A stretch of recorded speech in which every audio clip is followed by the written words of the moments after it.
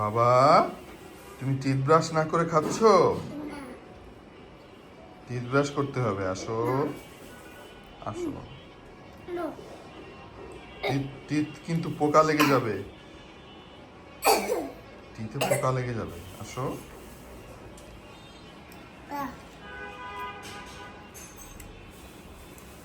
বাবা জামাতে বসবে জামাতে মুছবে? আমি কি বলছি কি বলেছি টিথ ব্রাশ করবে না? আসো বাবা, টিথ ব্রাশ করিয়ে দিই। দাঁতে পোকা হবে। চলো বাবা। Teeth bad smell.